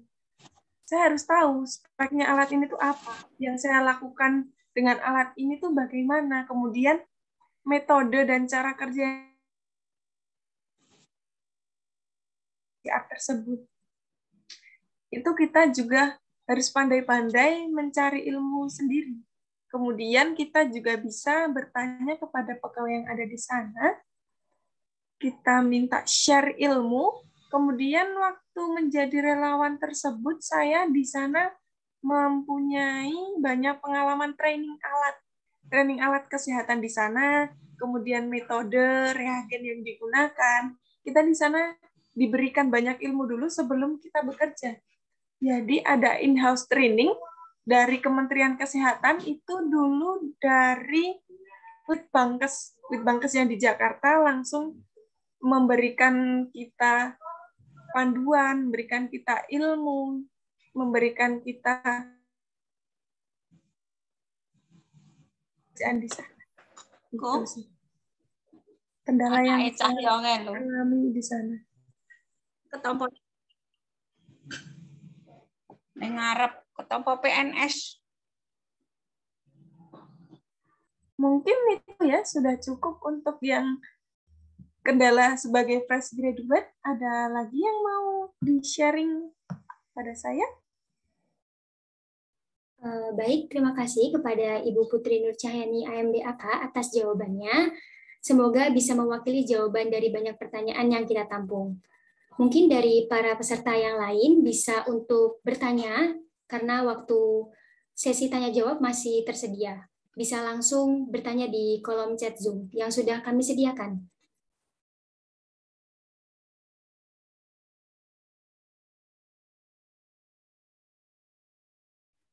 Baik, Ibu Putri, ini ada pertanyaan lagi yang masuk kepada saya. Ini dari Nadia, asal instansi Poltekkes Kemenkes Yogyakarta. Pertanyaannya, sewaktu Kak Putri kuliah, bagaimana caranya Kak Putri membagi waktu kuliah dengan kegiatan-kegiatan Kak Putri yang lain sebagai kegiatan organisasi? Terima kasih. Apakah pertanyaan sudah jelas, Kak? terima kasih. Sudah jelas? Baik. Untuk waktu kuliah itu saya tidak kesulitan untuk membagi waktu dan memanage diri saya karena dulu dari sewaktu masih di sekolah itu saya memang suka melakukan kegiatan-kegiatan di luar akademik. Dulu sharing aja pengalaman saya waktu sekolah dasar itu saya suka olahraga. Jadi meluangkan waktu untuk berlatih, kemudian alhamdulillahnya kita juga ada prestasi di sana. Kemudian ada di SMP juga ada kayak karya tulis lah. Karya tulis pasti semua teman-teman pernah ya di sewaktu sekolah dulu ada kayak kita melakukan seperti penelitian apa itu ada kan. Kemudian di SMA saya juga sudah membagi waktu untuk hobi saya. Dulu waktu SMA kan saya lebih suka ke bidang justru sastra ya. Di sastra saya ikut pelatihan di Balai Bahasa Kota Yogyakarta. Itu pelatihan kepenulisan, saya menjadi salah satu penulis di salah satu buku yang ada di sana. Kemudian waktu itu juga sudah ada perlombaan antar SMK SMA se-Kabupaten Sleman. Itu ada yang namanya Lomba Debat Berbahasa Indonesia. Itu saya ngikuti juga, alhamdulillah dapat juara 2. Dan itu salah satu tiket saya masuk Poltekkes karena dulu saya masuk Poltekkes itu lewat jalur PMDP, penerimaan prestasi. Ya. Kemudian sewaktu kuliah itu awalnya saya kenal organisasi ya seperti sharing diskusi mahasiswa ini, dikenalkan oh di dunia organisasi seperti ini. Dan saya juga ingin mengembangkan minat saya lebih minat ke untuk public speaking ya. Itu jadi saya ingin tersalurkan supaya tidak terpendam waktu kuliah dan jadi hilang, saya ikut organisasi. Untuk pembagian waktunya itu lebih bisa fleksibel sebenarnya untuk ikut organisasi karena rapat pun kita lakukan setelah kuliah. Jadi waktu kuliah kita tidak terganggu. Kita kuliah seperti biasa, kita belajar, pulang kuliah ada rapat, sebelum rapat pasti ada waktu senggang. Waktu senggang itu bisa digunakan untuk kita review kembali materi yang kita dapatkan dari dosen tadi apa. Kemudian pasti sebagai ATLM di sana, kita kuliah setiap hari ada laporan praktikum, itu setiap mata kuliah pasti ada. Nah itu bisa kita kerjakan di waktu senggang sebelum rapat. Sehingga kita pas rapat itu sudah tidak banyak yang kita pikirkan untuk di rumah.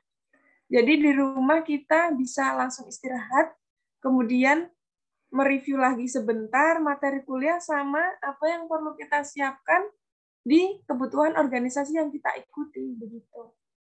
Jadi pembagian waktunya lebih ke fleksibel saat ada waktu luang kita memanfaatkan untuk di akademiknya. Sehingga waktu di non-akademik, di organisasi, kita sudah tidak ada beban terkait dengan laporan praktikum, tugas kuliah, gitu, sehingga lebih enak kita untuk menjalaninya. Seperti itu sih dulu.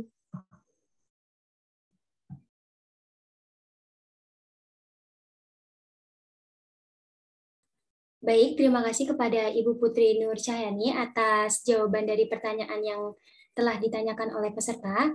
Ini ada pertanyaan dari Ibu Anik Nuryati.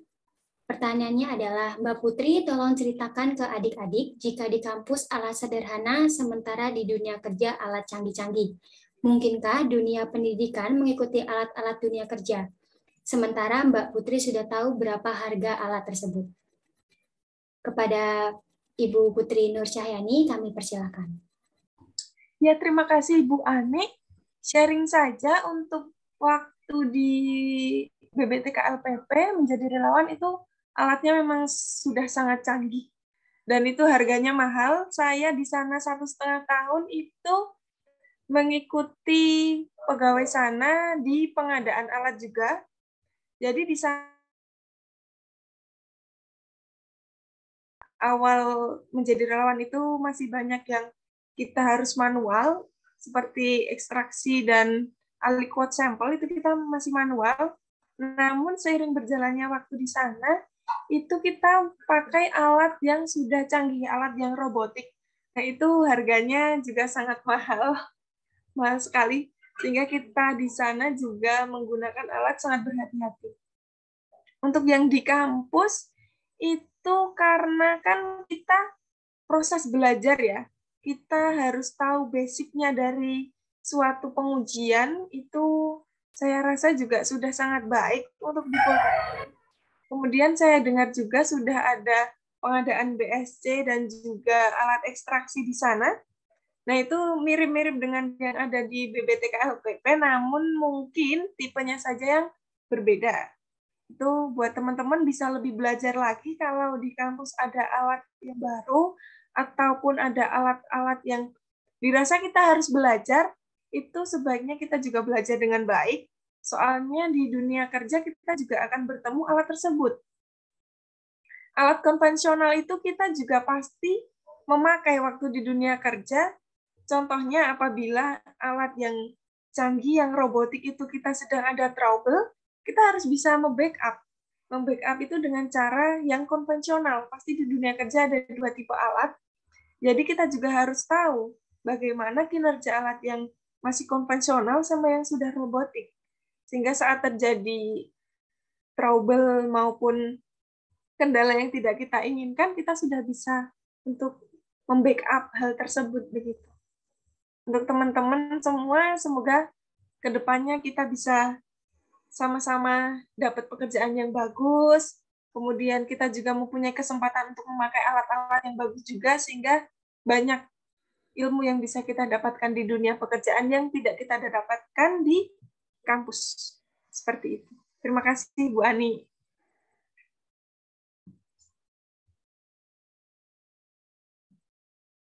Baik, terima kasih kepada Ibu Putri Nurcahyani atas jawabannya. Ini ada pertanyaan dari Ibu Siti Nuryani selaku dosen Poltekkes Kemenkes Yogyakarta jurusan Teknologi Laboratorium Medis. Maksud saya Ibu Atik selaku dosen di jurusan Teknologi Laboratorium Medis Poltekkes Kemenkes Yogyakarta. Pertanyaannya adalah, Mbak Putri bisa diceritakan bahwa relawan itu juga dapat gaji atau kompensasi dan lumayan. Semoga ada tambahan. Sukses terus Mbak Putri. Ya, mungkin itu bukan pertanyaan, tapi sebagai rasa terima kasih kepada Ibu Putri Nurcahyani karena sudah bersedia menjadi narasumber di acara diskusi mahasiswa dan alumni pada pagi hari ini. Terima kasih kepada dosen Poltekkes Kemenkes Yogyakarta jurusan Teknologi Laboratorium Medis yang sudah berpartisipasi dalam acara ini. Baik, berhubung waktu sudah habis dan masih ada beberapa pertanyaan yang belum terjawab, nanti pertanyaan yang belum terjawab bisa kita tanyakan di lain kesempatan. Terima kasih kepada Ibu Putri Nurcahyani AMDAK atas jawabannya. Semoga bisa mewakili jawaban dari banyak pertanyaan yang kita tampung. Sebelum sesi kedua kami akhiri, diharapkan semua peserta untuk mengaktifkan kameranya karena kita akan mengadakan sesi foto bersama dengan pemateri pertama dan pemateri kedua yang sangat luar biasa ini. Kepada Bapak Baktiar dan Ibu Putri dan para peserta diskusi mahasiswa dan alumni pagi ini dimohon untuk on kamera. Akan saya pandu baik untuk slide pertama. Untuk slide pertama, 1, 2, 3. Untuk slide berikutnya, 1, 2, 3. Terima kasih kepada Ibu Putri Nurcahyani AMDAK dan Bapak Baktiar Rifai AMDAK SSMBA yang telah bersedia meluangkan waktunya untuk menghadiri acara diskusi mahasiswa pada pagi hari ini. Semoga sehat selalu dan selamat melanjutkan aktivitasnya kembali. Demikian yang dapat saya sampaikan. Apabila dalam memandu jalannya acara terdapat kesalahan kata yang kurang berkenan di hati narasumber dan peserta diskusi mahasiswa dan alumni pada pagi hari ini, saya mohon maaf yang setulus-tulusnya. Izinkan saya menutup sesi materi pertama sampai kedua ini dengan mengucapkan terima kasih kepada narasumber dan peserta diskusi mahasiswa dan alumni yang sudah hadir. Untuk selanjutnya, acara akan kami kembalikan kepada pembawa acara, yaitu Saudari Nurlaila Arisa. Terima kasih banyak atas perhatian seluruh peserta. Saya akhiri. Wassalamualaikum warahmatullahi wabarakatuh.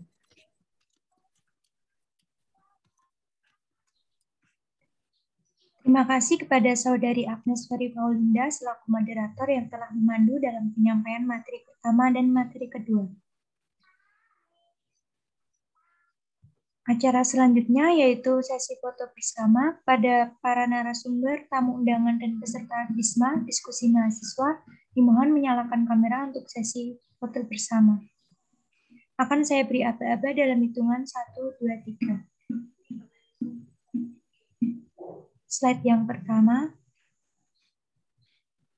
1, 2, 3. Slide yang kedua.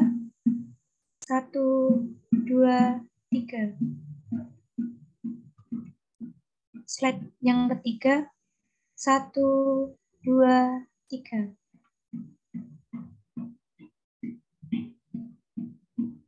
Baik, terima kasih. Demikian keseluruhan acara DISMA, diskusi mahasiswa D3 Teknologi Laboratori Medis tahun 2022 dengan tema The Journey and Career in Medical Laboratory Technology. Terima kasih kepada Politeknik Kesehatan Kementerian Kesehatan Yogyakarta dan para tamu undangan serta peserta DISMA, diskusi mahasiswa D3 Teknologi Laboratori Medis tahun 2022. Semoga materi-materi yang disampaikan dapat memberikan manfaat bagi saudara-saudara. Kami selaku pembawa acara mewakili segenap panitia dan pendukung acara, mohon maaf apabila dalam mengadakan acara dan memberikan pelayanan terdapat banyak kesalahan dan kekurangan. Sampai berjumpa kembali di lain waktu dan selalu menjaga kesehatan. Sekian dari kami. Wassalamualaikum warahmatullahi wabarakatuh.